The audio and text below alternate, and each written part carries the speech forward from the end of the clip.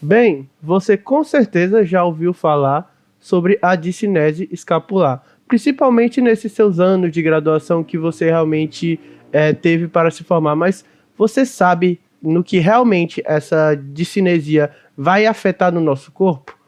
Bem, hoje eu estou aqui com o João Barbosa e ele vai falar um pouquinho para a gente sobre isso.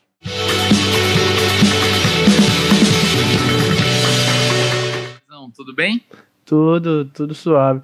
Bem, antes da gente entrar no assunto, a gente queria só que você contasse um pouquinho sobre você, um pouquinho sobre sua carreira, sobre quem é o fisioterapeuta João Barbosa e sobre como foi essa sua jornada dentro da fisioterapia. Cara, então eu sou formado em fisioterapia fazem 7 anos. Toda a minha formação, desde quando eu saí da faculdade, foi voltada para a área de fisioterapia ortopédica e fisioterapia esportiva.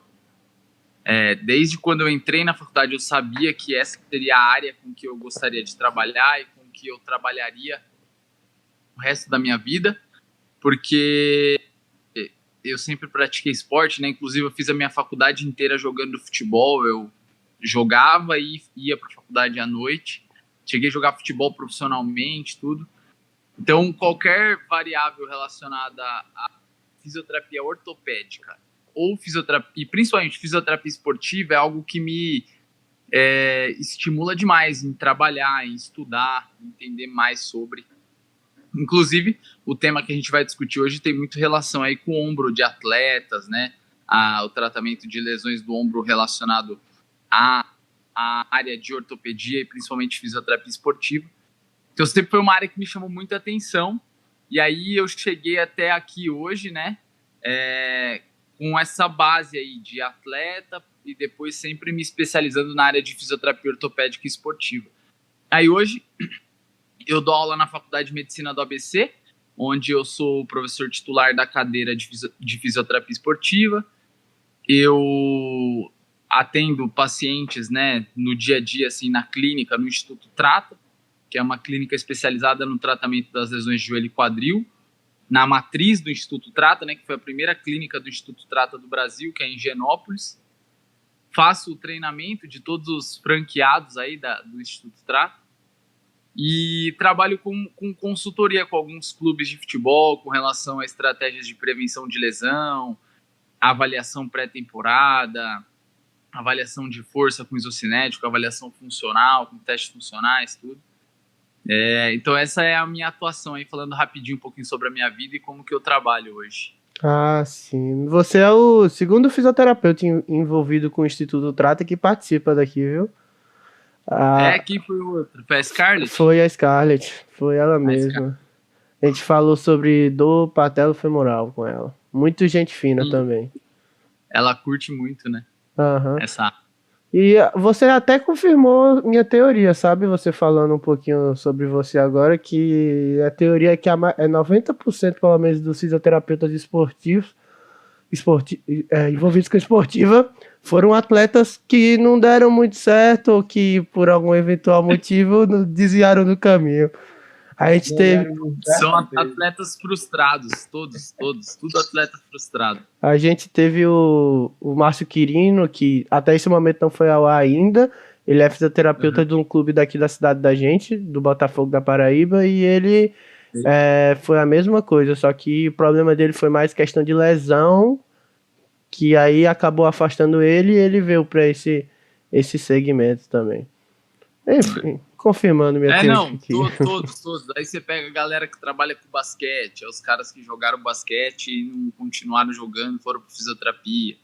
Galera que trabalha com handball, a mesma coisa, pode ver. Comigo mesmo foi uma lesão que atrapalhou minha carreira. Uma lesão de habilidade funcional que eu não conseguia acompanhar os movimentos dos outros jogadores, aí acabou desviando ali do foco. Parecia que você tinha o pé do Curupira, 2 pés esquerdos. Desse jeito. Ele, desde a cirurgia dele, ele não conseguiu mais jogar bola. A cirurgia de cesárea, né? Mas, enfim, vamos agora então falar sobre o que João realmente veio, né? Que é sobre a discinese escapular E, João, é um assunto que eu tenho muitas dúvidas que eu vejo na faculdade, a gente escutando a discinese de diferentes formas, de, de diferentes aspectos, e sempre fica uma dúvida na nossa cabeça, que é no que realmente ela vai implicar na biomecânica, no nosso corpo como um todo. E é com isso que eu vou até começar a minha primeira pergunta. Porque até onde a gente sabe, a cinesia escapular, como o próprio nome já diz, é uma alteração da cinesia da escápula, ou seja, é uma alteração de movimento, né? Por- Porém, eu imagino que a forma como a gente deve tratar vai estar diretamente relacionado com a origem dela, não é?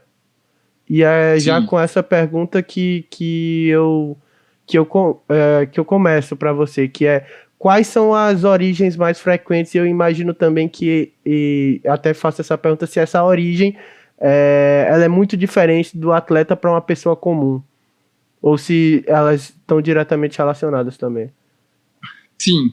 Então, essa alteração do movimento da escápula, ela pode ter relação com fraquezas musculares, então dos músculos que atuam sobre a escápula, que são os músculos que a gente chama de periescapulares, né? Principalmente os retratores da escápula, e um músculo que faz o movimento ao contrário, que é a protração, mas que é um músculo muito importante, que é o serrátil anterior. Então, pode ter relação com fraqueza desses músculos, mas pode ter relação com uma lesão de nervos que atuam sobre esses músculos. Por exemplo, se você tem uma ruptura do nervo torácico longo, que é o nervo que inerva o serrátil, o indivíduo tomou um tiro, ou ele sofreu um acidente, rompeu esse nervo em traumas, né, uma lesão do plexo braquial, você pode ter uma diminuição da ativação do controle desse músculo, automaticamente ele não trabalha sobre o movimento ali de controle da escápula e pode levar a uma alteração de movimento também. Assim como hoje se fala muito sobre a variabilidade do movimento, né? Então, não necessariamente o indivíduo que ele é forte, tem uma boa capacidade muscular, nestes grupos musculares especificamente, não significa que ele não possa ter também uma alteração do movimento, porque o movimento ele não depende só de força, né? Ele depende de controle, de adaptação ao gesto com que ele está sendo exposto. Então a gente acaba avaliando o seguinte: o indivíduo apresenta a discinese. O que pode estar influenciando para que esse padrão esteja alterado? Diminuição de força ou algum déficit de controle neural específico de uma lesão do nervo mesmo, que inerva aquela determinada musculatura, assim como uma alteração neural voltada para a capacidade de realizar um movimento, né, de se adaptar àquele movimento de diferentes formas, que é o que a gente chama de variabilidade do movimento. Perfeito. E, professor, uma coisa que eu tenho dúvida e que eu vi recentemente uma discussão relacionada num post numa página no Instagram, que é: a discinese, ela deve sempre ser corrigida? Não. Então é o seguinte, antes da gente entrar nesse ponto, é legal que a galera entenda de onde veio a discinese, né? Não sei se vocês vão entrar nesse ponto aí, mas de onde veio essa ideia, né? Essa loucura de ficar olhando para a escápula o tempo todo em qualquer lesão de ombro, de cotovelo e tal. Lá nos anos 2000, em 2003, o Kibler, que é um pesquisador muito renomado aí nas lesões de ombro, ele teorizou que se você tivesse alguma alteração de movimento da escápula, isso poderia gerar algumas lesões no ombro, principalmente aumentando a impactação ali do acrômio sobre a cabeça do húmero em extremos de amplitude de movimento, o que geraria um estresse muito grande sobre os tendões, a bursa, as estruturas que estão ali abaixo do acrômio. Então, ele teorizou que se você tivesse aí essa presença da discinese, né, essa alteração do padrão de movimento, isso poderia aumentar a chance de ocorrerem essas lesões degenerativas, essas rupturas, etc. Então, desde aí, a gente começou a olhar muito para a escápula e começou a observar que, qualquer movimento que seja alterado talvez seja ruim. Então, realmente, no começo, a gente sempre falava, não, tem que corrigir para diminuir, para aumentar o espaço subacromial, diminuir a chance de ter essas rupturas, esses pensamentos, etc. Hoje, a gente já sabe que como é um padrão de movimento, você mesmo falou, né, cinesia tem relação com um padrão de movimento, padrão de movimento é uma impressão digital. Então, se eu avaliar a sua forma de arremessar uma bola, de levantar um peso, vai ser diferente da forma do Giuseppe, que vai ser diferente da minha forma. Ou seja, cada indivíduo vai ter a sua variabilidade. Então, a gente não consegue definir ainda o que é ideal, o que é certo e o que é errado. Automaticamente, se eu ainda não sei nem o que é certo e o que é errado, como que eu vou corrigir? Entendeu? Então, a gente hoje não tem muitas abordagens voltadas com o intuito de corrigir esse padrão, mas sim de fazer com que o indivíduo lide melhor com essa condição a partir do momento com que ele apresenta, principalmente se ele apresentar uma variabilidade muito extensa relacionada a esse movimento. Ou seja, ele tem um padrão assim que é muito diferente, muito fora da curva quando comparado com os outros, entendeu? E aí a gente pode discutir um pouquinho o que seria isso. Perfeito. Então, essa correção, como você mesmo falou, eu entendo que você deva seguir uma série de fatores e realmente entender se aquilo tem uma variabilidade muito grande, como você falou, porém, se for um déficit pequeno, assim, uma discinese discreta, e o paciente não apresentar dor, eu não devo realmente, não tem tanta necessidade de ali fazer uma correção, não é? Então assim, quando a gente pensa em correção, primeira coisa, a gente não sabe nem se a gente consegue corrigir. Então a gente pensou por muito tempo que, por exemplo, se você fortalecer os músculos que atuam sobre a escápula, você corrige discinese. A gente já sabe hoje, né, que para você mudar padrão de movimento, e a discinese é um padrão de movimento, não adianta só você trabalhar força, né? Você tem que trabalhar a tarefa que está relacionada àquele padrão. Então, eu quero mudar a discinese para o indivíduo arremessar uma bola. Vou ter que treinar ele controlar o padrão da escápula arremessando a bola. Eu quero treinar a discinese para colocar a roupa no varal, que seja. Eu vou ter que treinar esse controle da discinese dentro desse gesto específico que é colocar a roupa no varal. Então, primeira coisa, a gente não sabe nem se a gente consegue corrigir isso e quais são as principais estratégias para se fazer isso. Se fala muito sobre estratégias voltadas para o aprendizado motor, de exposição ao movimento, com pistas externas e etc. Mas a gente nem sabe se a gente é efetivo em fazer isso. A maioria dos trabalhos que discutem sobre retreinamento de movimento, não só voltado para padrões de movimento de membro superior, mas de membro inferior também, que vocês até já discutiram algumas coisas aqui, né? Eles demonstram que a gente até consegue treinar um padrão diferente. Só que quando esse indivíduo ele é exigido um pouquinho a mais, numa demanda de intensidade, volume, um pouquinho maior do que aquela com que você treinou, ele tende a voltar a realizar aquele padrão que ele realizava antes do seu treino. Então a gente nem sabe como que a gente pode ser mais efetivo nessa correção. Por isso que talvez a gente ainda tenha que entender primeiro como corrigir e se realmente vale a pena ou não corrigir, para depois pensar em realizar essa correção. Então, na maior parte do tempo, a gente tende a não gastar muito tempo aí da terapia pensando nessa correção, entendeu? Entendi. E a respeito, voltando ao assunto que você tinha comentado, para a gente até entrar mais nele, que é a questão da variabilidade da discinesia, quando se tem uma alteração muito grande, não é? A respeito disso, você vê as origens interligadas em relação aos pacientes que chegam para você com essa alteração muito grande, ou é algo que também é multifatorial e que dificilmente a gente vai conseguir relacionar? Não, então, eu acho muito válido isso, né? Então, assim como várias condições que a gente discute com relação à prevenção de lesão, né, a chance com que a lesão aconteça ou não, a discinese ela tem que ser mais uma peça no seu quebra-cabeça. Então, você vai avaliar lá o padrão de movimento da escápula e vai associar, por exemplo, com força do ombro, vai associar com mobilidade do ombro, vai associar com mobilidade torácica. E aí você vai colando uma parte do quebra-cabeça na outra e vai definindo se isso vai ter um peso muito grande para aumentar o risco do seu paciente se lesionar ou não, entendeu? Então, você vai colocando peso em determinada condição e definindo se isso pode ser algo primordial para que a lesão aconteça ou primordial para que você tenha que corrigir para o tratamento desse indivíduo ou não. Na maior parte do tempo, a discinese, ela é uma alteração que parece ter um peso, mas principalmente quando ela está combinada com outras variáveis.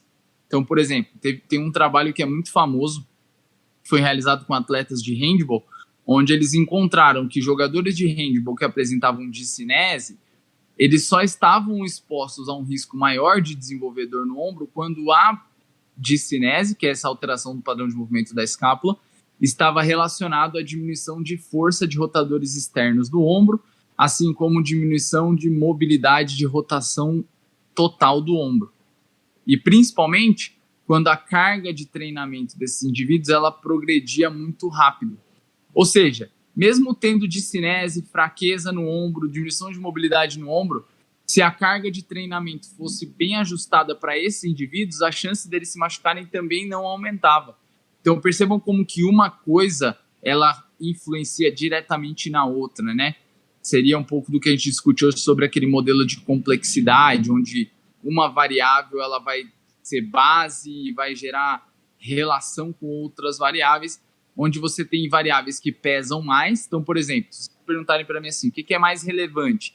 Corrigir a discinese de um atleta de handball ou controlar a exposição à carga de treinamento dele? Eu vou falar para vocês que a carga de treinamento tem um peso muito maior para que essa lesão não aconteça ou para que você utilize como uma variável importante no tratamento. O que não significa que a discinese não é algo que a gente deva olhar, mas talvez que não tenha um peso tão grande quanto essa outra variável que eu citei, entende? Então, durante todo o tempo, seja com o intuito de prevenir lesão ou tratar lesão, você vai estar elegendo essas prioridades e definindo quais delas talvez valha a pena abordar ou não. Na maior parte do tempo, a correção da discinese não é algo interessante de ser realizado, que foi aquela pergunta que você fez anteriormente.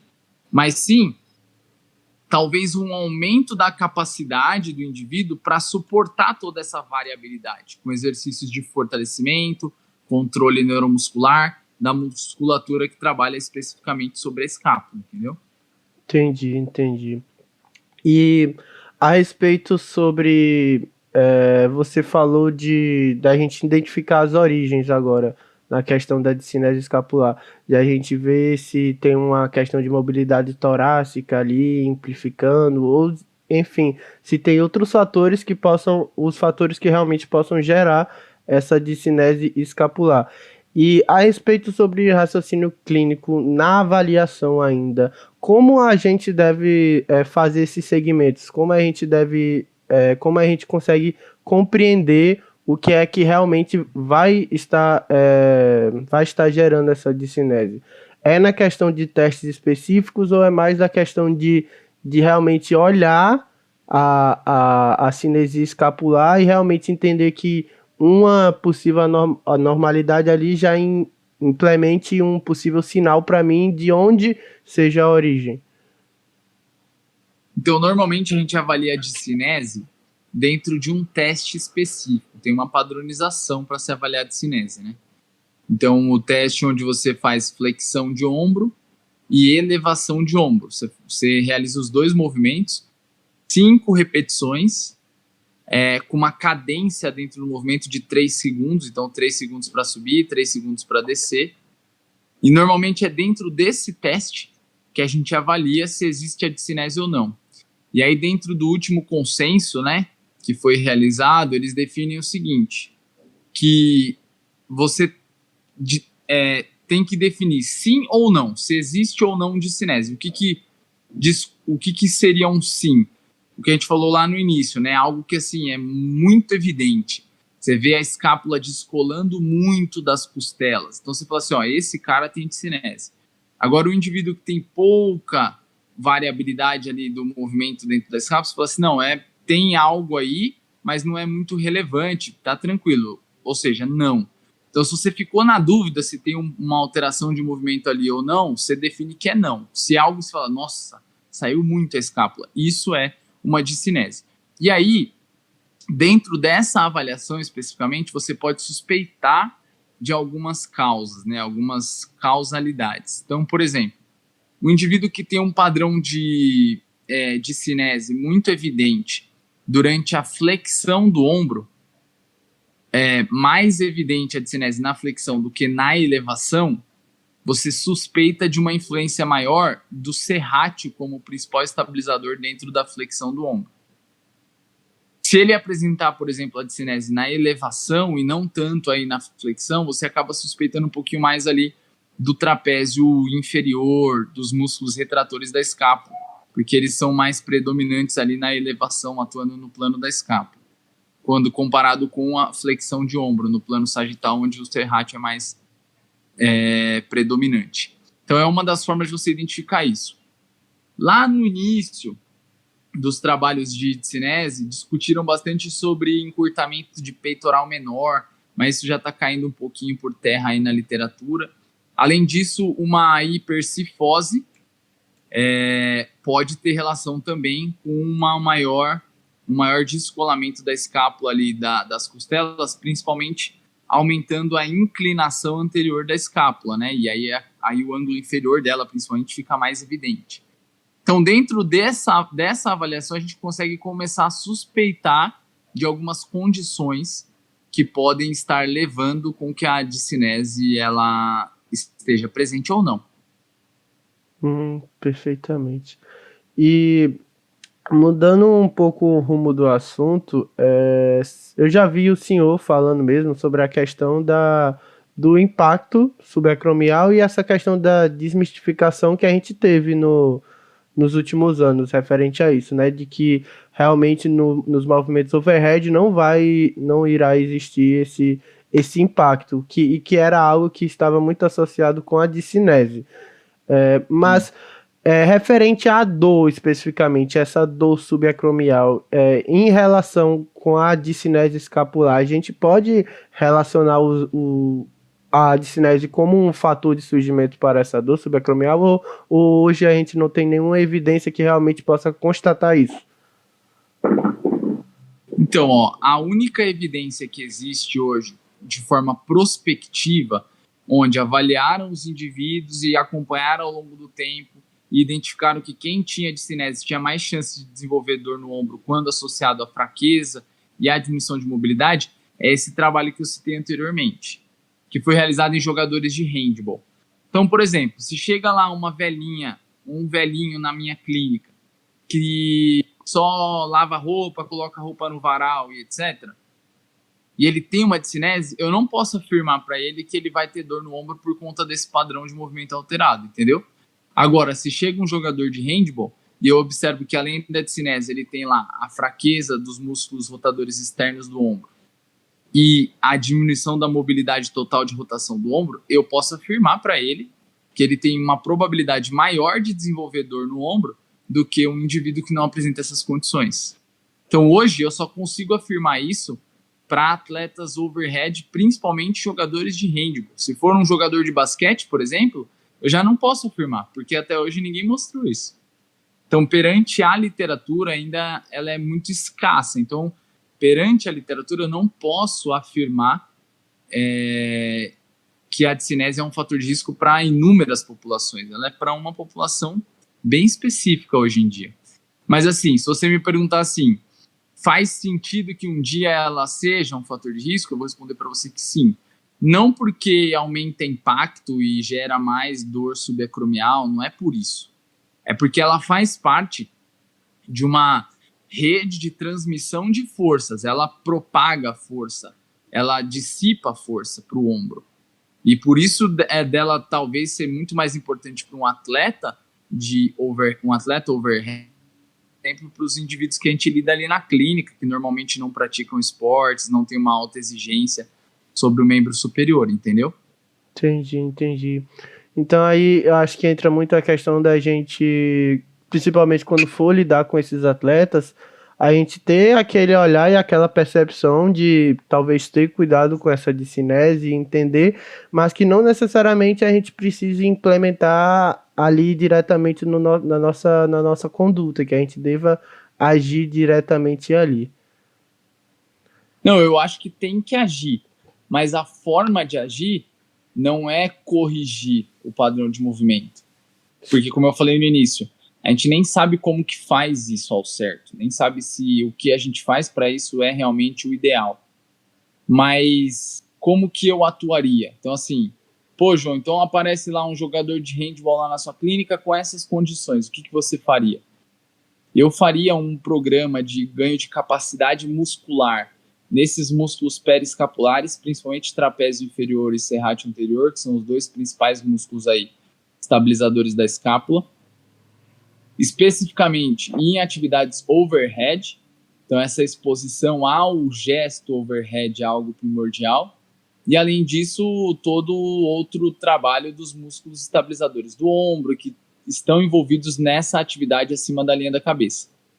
Então, assim, apesar da gente saber hoje que o impacto, seja com discinese ou sem discinese, ele não acontece em amplitudes acima da linha da cabeça, que é onde normalmente esses esportes overheads trabalham, então ele não parece ser algo preocupante.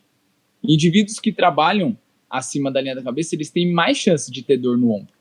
E aí é bem provável que essa chance não tenha relação com o impacto mesmo, porque já tem trabalhos biomecânicos que mostram que o impacto acontece até em amplitudes menores, mas sim com a demanda que está exposta sobre o ombro. E a escápula, ela é uma região importante para dissipar essa demanda, essas cargas que são impostas sobre o ombro dos nossos atletas ou dos nossos pacientes não atletas. Então, faz parte de um trabalho de tratamento de lesões relacionadas ao ombro ou prevenção de lesões relacionadas ao ombro, você gerar adaptação no seu atleta ou no seu paciente que trabalha em amplitudes acima da cabeça. Gerar essa capacidade, ou construir essa capacidade sobre esse indivíduo, entendeu? Então, assim, apesar de não ser algo que parece ser um fator de risco, quando isolado, quando combinado com outras variáveis, principalmente com o trabalho acima da linha da cabeça, é algo que começa a ter um peso maior. Então, a gente tem sim que atuar em cima disso, mas não necessariamente mudando a forma com que o indivíduo se movimenta, mas sim fazendo com que ele suporte essa variabilidade com maior capacidade, entendeu? Essa é a ideia. Construir esse cara para suportar essa variabilidade, não necessariamente mudar a variabilidade. Entendi. Então, não seria atuando diretamente na discinese, mas sim adaptando para que o indivíduo consiga trabalhar e se ter um controle de força melhor, estando com a variabilidade, correto? Exato. Então, assim, como a gente não sabe o que é certo ou errado no movimento, não tem como eu falar assim, ó, dona Maria, a sua escápula saindo assim, ó, tá tudo errado. Ela tem que ser assim. Não sabe. Apesar de a gente existirem teorias biomecânicas do que seria o ideal ou não, a gente não sabe o que é o certo e o que é errado. Por conta dessa variabilidade, né? Então, como eu não sei o que é certo e o que é errado, o que a gente faz hoje é que quando existe uma variabilidade muito grande, o cara tem um padrão muito fora da curva comparado com os outros, significa que talvez ele tenha menor capacidade de dissipar energia naquela articulação, de armazenar energia e depois dissipá-la em forma de capacidade, por exemplo, de arremesso ou de levantamento de um peso e etc. Depende de com quem você está lidando. Então, parece que, como a gente não sabe o que é certo ou errado, e a gente nem sabe como corrigir o movimento ao certo, da melhor estratégia, parece que preparar esse indivíduo para suportar essa variabilidade é mais interessante, principalmente gerando trabalhos acima da linha da cabeça, que é o que ele vai encontrar no dia a dia dele, entendeu? Então, no caso, seria interessante trabalhar a questão como se fosse o ganho vamos supor, ele teve uma demanda, né, um aumento da demanda do gesto esportivo que ele teve. A gente sabe que ele apresenta uma discinese, mas não é nada muito fora da curva. Então, a gente trabalharia, no caso, como se fosse para aumentar esse limiar dele, para suportar mais a execução daquele movimento. Essa demanda. É isso aí. E aí, assim, um indivíduo que tem a discinese, fraqueza no ombro, diminuição de mobilidade, as capacidades físicas dele, né, mobilidade, força, controle neuromuscular, padrão de movimento, são menores. Ele tem menos capacidade, automaticamente ele suporta um incremento de demanda menor. Então, como que eu vou construir esse cara para suportar um incremento de demanda? É exatamente impondo as cargas sobre o ombro dele, né? Então, assim, o cara tem discinese, putz, tá morto, não vou jogar carga mais. Pelo contrário, talvez seja um cara que ele precise até de uma adaptação maior do que outros que não tem uma variabilidade tão grande, entendeu? Que não tem um padrão tão alterado. E se ele apresenta esse padrão alterado, talvez ele tenha menos capacidade de se adaptar às cargas quando elas forem impostas. Então eu tenho que ficar mais de olho como eu vou impor essa carga, ficar em contato ali com o preparador físico dele, com a equipe de treinamento, e discutindo como que essa carga vai ser incrementada, entendeu? Então creio que até quando o atleta vier lesionado para a gente, quando a gente for elaborar o nosso protocolo de tratamento, a gente tem que ter muito cuidado nessa exposição de carga que a gente vai colocar para o nosso atleta, não é? Não tenha dúvida, não tenha dúvida. Assim, em qualquer programa de prevenção de lesão ou de tratamento de lesão, o objetivo é único: fazer com que o indivíduo suporte as demandas que ele vai encontrar no dia a dia dele depois. Pode ser uma velhinha que coloca a roupa no varal e lava a roupa, ou uma moça que é a maior jogadora de vôlei do mundo. O intuito sempre vai ser com que esse indivíduo suporte o que ele vai encontrar depois no dia a dia dele. Pode ser um jogo de vôlei de 2 horas ou colocar a roupa no varal ali em 15 minutos. Mas você tem que preparar ele para isso. E aí, isso só dá para ser realizado através de um período de construção, entendeu? E aí, onde entraria a discinese, né? Pô, eu avaliei, essa moça tem uma discinese, ou a senhorinha tem uma discinese, eu preciso aumentar a capacidade que ela tem de suportar essa variabilidade. Daí a importância dos exercícios de fortalecimento, de controle neuromuscular, as adaptações, as cargas que vão ser impostas nesse indivíduo no dia a dia, entendeu? E acredito que a questão da especificidade para ele, como você trabalhou falou de questão de trabalhar sobre o que ele vai necessitar, ou seja, trabalhar sobre a demanda dele é extremamente importante nessas situações. Com certeza. E eu diria mais, dentro do que você me perguntou no início, né? Como avaliar, né? É a mesma coisa. Você também tem que levar em consideração a especificidade. Então, assim, eu quero entender por que aquela moça tem dor na hora que ela vai arremessar a bola. Você precisa olhar ela arremessando, entendeu? Você precisa ir lá para a quadra, filmar ela por trás, se o braço dela está muito abaixo, muito acima da linha do ombro, se ela está tirando carga daquele ombro porque não tem confiança. Você precisa filmar se a escápula dela, por exemplo, sai muito além do gradil costal quando comparado com outros atletas do mesmo esporte. Filmar de lado, por trás, entender como que ela está realizando aquela demanda, entendeu? Como que ela está suportando essa demanda, se ela está sendo eficiente ou não. E, às vezes, uma avaliação dessa, voltada para o padrão de movimento da escápula, do ombro, etc., é mais importante do que aquela avaliação clássica da discinese, de ficar fazendo flexão de ombro, elevação de ombro só. Porque, às vezes, não é um gesto que ela faz no dia a dia, né? Não é um gesto que tem relação com a especificidade, a individualidade dela. Então, uma grande crítica hoje com relação à discinese é que a gente avalia todo mundo igual. Então, a velhinha lá que põe roupa no varal, eu avalio exatamente igual eu avalio a moça que joga handball, que joga rugby. Então, a gente precisa tentar começar a deixar essas avaliações também um pouco mais individualizadas, específicas. Se a gente fala tanto de um trabalho hoje específico, individualizado, a avaliação também não pode ser diferente. E essa avaliação em si, ela não parece ter um grau de funcionalidade tão grande, porque não é algo funcional do nosso dia a dia.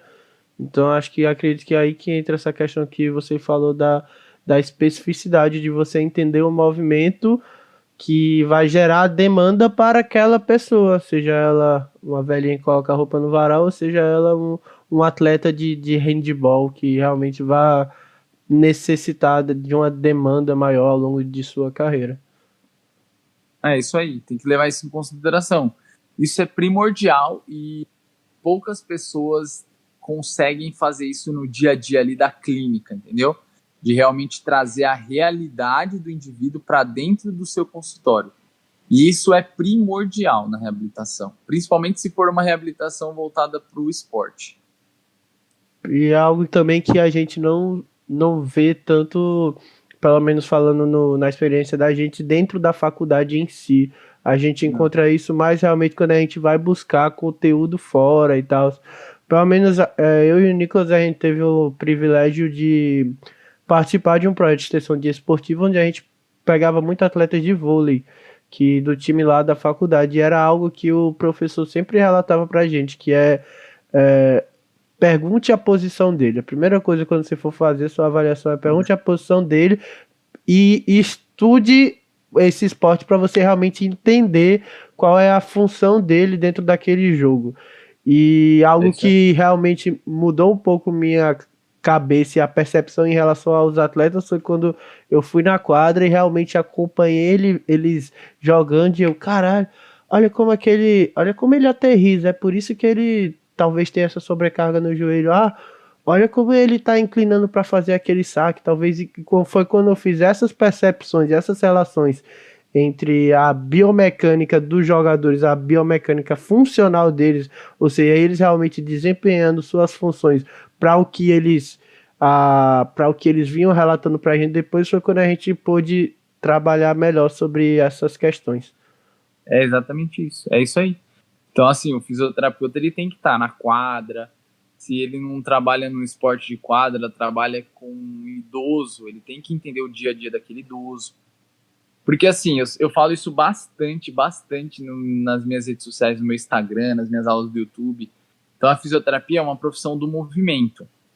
O paciente, seja ele um jogador de vôlei, ou um senhorzinho que trabalha numa fábrica, ou um senhorzinho que fica o dia inteiro em casa sentado, ele só vai te procurar na clínica ou num clube, se você trabalhar num clube e tal, ele só vai procurar para resolver o problema dele se não é simplesmente porque ele tem dor.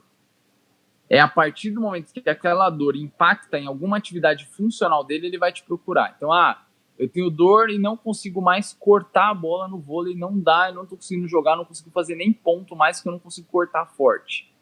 Eu tenho dor, mas eu não consigo mais lavar a minha louça e colocar no armário. E é exatamente isso que você tem que resolver. Eu falo bastante sobre isso, né? O que parece ser um problema na reabilitação, na verdade, é a solução.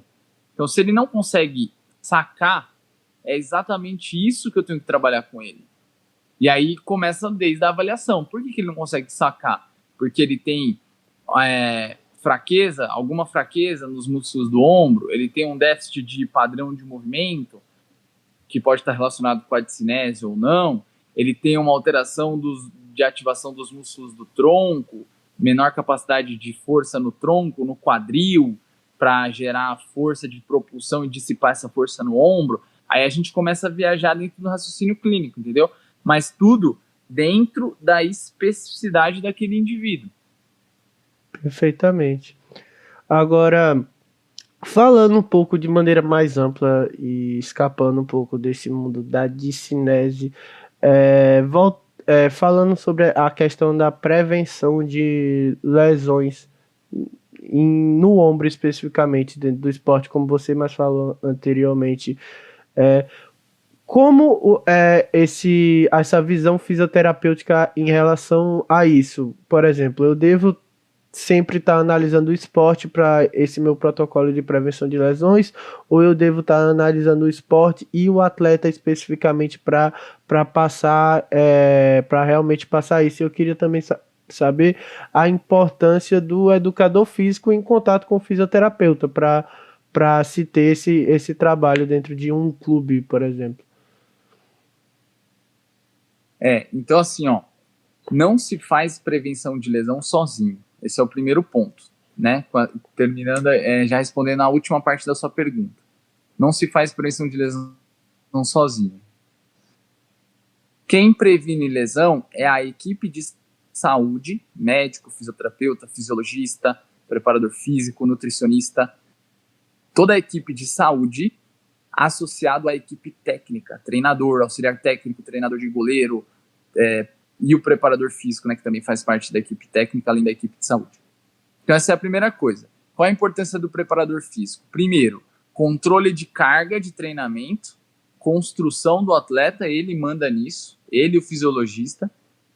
Segundo, é ele que vai definir quando que os trabalhos que foram definidos como prioridade para cada atleta vai ser introduzido no processo de treinamento. Qual dia, qual horário, em que momento que dá para se fazer isso ou não, casando com o processo de treinamento. Porque a gente não pode esquecer, a gente fala muito de prevenção, mas o esporte, além de prevenção, ele precisa de performance, né?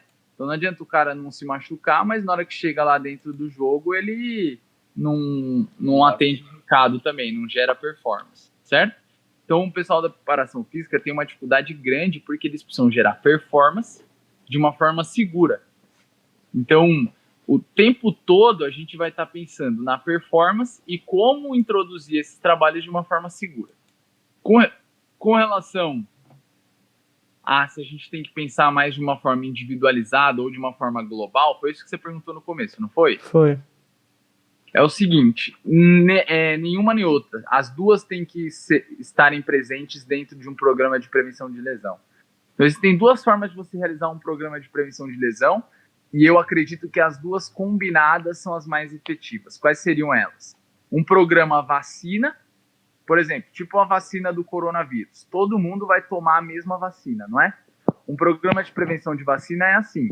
Todos os atletas fazem os mesmos exercícios ao mesmo tempo. Então, você não leva em consideração se um tem um déficit mais relacionado à fraqueza de rotadores externos, outro mais rotadores internos do ombro, o outro mais não é fraco, mas tem a discinese. Você não se preocupa com a individualidade de cada um. Você faz o mesmo protocolo para todo mundo. E esses protocolos vacina, apesar de eles serem menos interessantes do que os protocolos individualizados, eles são efetivos em vários momentos. E eles são muito interessantes porque você consegue aplicar logo ali no aquecimento, com o grupo todo, você não precisa fazer um atleta separado do outro. Então é uma estratégia muito interessante de ser aplicado no dia a dia de trabalho, principalmente antes dos treinos, como estratégias de aquecimento. Só que não adianta você trabalhar todo mundo igual, porque os atletas eles apresentam déficits específicos de cada um. Então, um cara que já teve uma lesão no ombro, ele pode ter uma fraqueza específica. O outro que já teve uma lesão muscular na escápula, ele pode ter uma alteração de padrão de movimento da escápula por uma fraqueza muito grande desse determinado grupo muscular que sofreu lesão. Então, as lesões prévias influenciam nessa tomada de decisão. Por isso que, associado a esse protocolo vacina, é necessário que você tenha uma avaliação muito bem feita para definir quais são as intervenções individuais de cada atleta. E essas intervenções individuais, elas devem ser abordadas ao longo da semana de treinamento, só que cada indivíduo vai ter a sua prioridade. Então, o protocolo vacina, ele meio que se preocupa com as lesões mais comuns daquele esporte, né, com exercícios pontuais, que todo mundo faz igual. E um protocolo individualizado leva em consideração as lesões prévias desse indivíduo, quais as condições clínicas dele, se ele tem uma alteração no padrão de movimento da escápula, associado à fraqueza do ombro, associado ao déficit de mobilidade. Eu vou ter que abordar tudo isso, ou ele só tem o déficit de mobilidade, eu tenho que dar como prioridade o trabalho de mobilidade. Então, associar os dois é primordial. E não dá para fazer isso só com a equipe de fisioterapia. Daí a importância do que a gente chama de equipe transdisciplinar. Por isso que eu disse que é importante o médico, o fisioterapeuta, o preparador físico, o fisiologista. Porque como eu preciso introduzir esses programas de prevenção na programação de treinamento semanal, não dá para eu definir qual é o melhor dia para fazer o exercício. Eu preciso discutir isso com o preparador físico, entendeu? Até para não criar um treino concorrente, atrapalhar nos ganhos de performance. Tudo isso você tem que pensar quando você está à frente de uma equipe profissional. Perfeito. Você falou bastante a respeito sobre as delimitações das áreas, não é?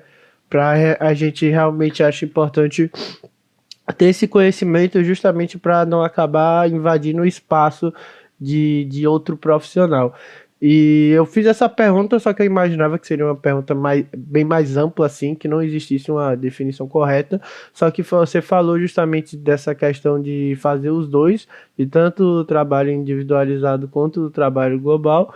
Só que eu imagino também que isso deva ter outros fatores que vão diferenciar na sua implementação sobre como você vai fazer realmente essa junção dos dois, porque, por exemplo, eu acho que esses fatores possam atrapalhar. Você com mais experiência deve falar. É muito diferente você trabalhar no clube e você trabalhar numa seleção. Você trabalhar no clube, você geralmente tem uma pré-temporada, você tem mais tempo para desenvolver um trabalho individualizado, além do trabalho global também. Acredito que na seleção você tenha mais dificuldade justamente pelo pouco tempo que você tem de preparação. Dependendo do esporte, como por exemplo o futebol feminino, se fala que muitas vezes as atletas não têm um preparo físico adequado em seus clubes, aí isso que geralmente gera outras dificuldades para você realmente poder implementar esse conceito de forma adequada. Então, eu concordo e acho que é bem isso, você vai se moldando aos fatores que vão chegando a você dentro da sua convivência do clube esportivo, né? Sim, é isso aí. Você tem que entender a sua realidade também, entendeu? Uhum. Por exemplo, eu sou um fisioterapeuta que eu tô sozinho no clube. Eu não consegui avaliar todos os atletas que tem aqui. Beleza, você vai ter que partir pro protocolo vacina, entendeu? Já é melhor do que não fazer nada. Eu trabalho aqui, mas o educador físico aqui do clube, operador físico, eu não tenho muita uma relação muito interessante com ele não é muito aberto para esses trabalhos, você vai ter que tentar ganhar espaço. Então, assim, vão ter muitas dificuldades, entendeu? Mas cada dia mais a fisioterapia vem ganhando força nesse âmbito, assim, com esse intuito de prevenir lesão, as estratégias de prevenção. E é muito legal, assim, a troca quando você tem uma equipe que compra a ideia, sabe? E com certeza o ganho é ainda melhor para o atleta, não é? Você ter essa relação, querendo ou não, são mais cabeças pensando em favor dele para uma melhor performance do mesmo. Exato, não, com certeza, não tenha dúvida. Só perguntando aqui, acho que a gente tá perto de finalizar. Os meninos têm mais alguma pergunta para fazer pro João? Não, tranquilo. Não. Tô tranquilo. Basicamente já sanou as dúvidas antes de eu precisar perguntar. Já foi faltando, foi perfeito. João... Falei pra caramba, né, meu? Isso é bom, perfeito. João, eu queria que você pudesse passar um recado, que é geralmente que a gente pede para os nossos convidados, que é um recado que vai servir para muitas pessoas que estão escutando esse podcast, mas que vai servir para a gente também. É um recado para quem está na graduação, para quem está perto de terminar, ou seja, quem iniciou agora. Se você pudesse passar um recado para esse João de 10, 11 anos atrás, o que é que você falaria? Eu faço isso daí quase todo dia para os meus alunos lá da faculdade que estão no estágio comigo, né? Eles estão se formando aí na faculdade, vocês ainda têm mais um ano, né? Isso. Mas quando estão se formando, eu sempre falo, né? Que quando você sai da faculdade, o intuito inicial não tem que ser se preocupar em ganhar dinheiro, ficar rico com fisioterapia. O importante, assim, o primordial, que eu tenho certeza que vocês já estão fazendo só pelo fato de terem essa ideia do podcast e tudo, é que vocês busquem se aprimorar, tá? Então, nesses primeiros anos aí, busca criar-se uma boa base de conhecimento teórico, de mão na massa mesmo, conhecimento técnico, de pegar a mão mesmo, de atender, lidar com problemas, vários problemas que a gente estava discutindo aqui, que vão aparecer no dia a dia, não só relacionados à fisioterapia, mas lidar com outras pessoas, estar dentro de uma equipe, discutir. Então, assim, tentem buscar se aprimorar com relação a isso. Conhecimento teórico e conhecimento prático. Ou seja, se tiver que fazer um estágio lá que você não vai ganhar nada, e você acha que você vai aprender um monte porque tem um cara fera lá que você pode sugar tudo dele, faça isso. Ah, mas putz, se eu tiver que ir aqui, eu vou perder um trabalho que eu vou ganhar R$ 2.000 lá. Cara, se você acha que você vai aprender mais não ganhando nada nessa fase, é mais importante isso do que ganhar ali um pouquinho, R$ 2.000, R$ 3.000. Às vezes o pessoal não vai para a área que curte ou que gosta de estudar, de se aprimorar, porque fala, apareceu um trabalho lá numa outra área lá, que eu me formei agora, apareceu um trabalho numa outra área, eu vou para lá porque eu estou precisando de grana e tal. Por mais que você esteja precisando de grana, que eu sei que é difícil essa fase aí, quando sai da faculdade, fica um tempo sem trabalhar e tal, tenha sempre um plano na sua mente. Então, assim, eu preciso me aprimorar. Eu não consigo, por exemplo, pagar uma pós-graduação agora, mas aí eu vou trabalhar com outra coisa, mas daqui a 1 ano, 2 anos, eu guardei o dinheiro e eu vou fazer essa pós. Então, assim, busquem se aprimorar na área que vocês curtem. Tanto faz, esporte, ortopedia, se for neuro, o que seja. Busquem se aprimorar. Como que você faz isso? Através de pós-graduações, especialização, residência, o que seja, o que você achar que é mais interessante para o seu dia a dia, o que você quer buscar na sua carreira. E o principal foco não é ganhar dinheiro nessa fase, porque todo mundo fica nessa, né? Agora eu vou ganhar dinheiro, agora eu vou ficar rico, se me formei eu vou ficar rico. Não vai. E é em cima dessa base que você vai criar quando você sair da faculdade, que aí, lá na frente, você vai começar a conquistar aí os seus planos aí individuais e pessoais. Mas antes, cria uma boa base, entendeu? Se aprimore, seja um fera naquela área, que depois as oportunidades elas vão aparecendo naturalmente. As próprias oportunidades te procuram. Então aí que a gente vê, né, que quando a gente forma a questão de pensar a longo prazo é bem mais importante do que pensar ao curto prazo, né? Que essa capitalização de conhecimento é bem mais importante do que a capitalização financeira, porque você pode, às vezes, acabar trocando um emprego que vai gerar mais renda por um que vai gerar mais conhecimento, porém, daqui a 2, 3 anos você pode ser demitido, e esse conhecimento que você adquiriu, ninguém realmente pode tirar de você. Tem um aluno meu da faculdade que ele gosta muito de uma frase que ele sempre fala para mim, né, que eu falo direto para eles. Eu falo assim, você pode ser o cara mais rico do mundo, ter a vida mais feliz do mundo. Se eu quiser, eu consigo tirar tudo isso de você. Então, se eu quiser, eu tiro a sua mãe de você, seu pai, sua namorada, tudo que você tem de melhor na sua vida eu tiro de você. Seu emprego eu posso tirar de você. Mas o que tem aí dentro da sua cabeça, o que você construiu aí dentro, ninguém tira. Então, tipo assim, se amanhã ou depois eu perder tudo na minha vida, eu consigo começar tudo de novo, porque tá tudo aqui, entendeu? Então, essa fase inicial de aprimoramento, de criar uma boa base de conhecimento, ela é primordial. Então, eu falo bastante sobre os meus alunos da faculdade. Pô, vocês vão sair, às vezes arrumam um emprego bom lá, vou fazer um monte de plantão, vou ganhar R$ 10.000 por mês. Pô, bom pra caramba, acabou de se formar, ganhar 10 conto por mês. Aqui em São Paulo tem gente que ganha isso, fazendo plantão. Só que você vai ganhar isso daí o resto da sua vida e você vai ter que se matar o resto da sua vida para ganhar isso. Se você pensar a longo prazo, pode ser que lá na frente você ganhe 10 vezes mais, 40, 50, 100 mil reais.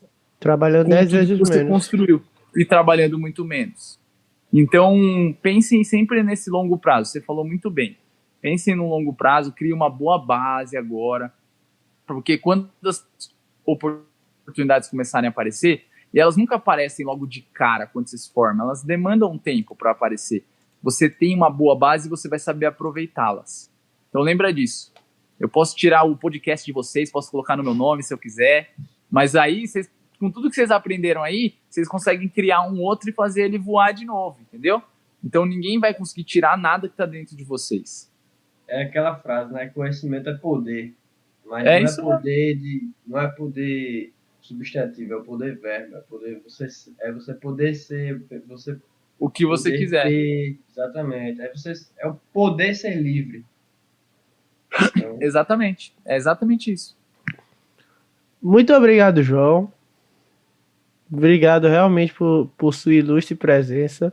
A vocês que estão escutando, façam o FTO, fazendo a propaganda aqui. Meu curso online. Mas o João tem o curso online dele sobre reabilitação no ombro. E se você quiser falar um pouco a respeito, João, aproveitar para divulgar aqui. Com certeza no seu Instagram tem mais gente, mas talvez aqui ainda tenha um públicozinho também. Não, lógico, não. Quem quiser conhecer um pouquinho mais sobre o FTO lá, pode me mandar mensagem no meu Instagram. Acho que os meninos devem deixar aí, né, na descrição. Pronto, deixa. Instagram, assim. E pode mandar mensagem para mim lá, mas o FTO é a fórmula de tratamento do ombro, né? Um curso online que eu criei.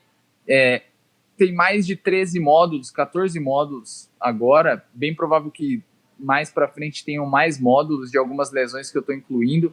Mas a gente discute desde a anatomia e biomecânica do ombro, que a gente falou bastante aqui, até a reabilitação voltado para as principais patologias, instabilidade de ombro, tratamento conservador cirúrgico, síndrome de impacto, lesão de manguito conservador cirúrgico, fratura de húmero, artroplastia de ombro, ombro do atleta, lesão de SLAP, lesão acromoclavicular, conservador cirúrgico, todas essas lesões. Então, assim, discuto de tudo isso lá.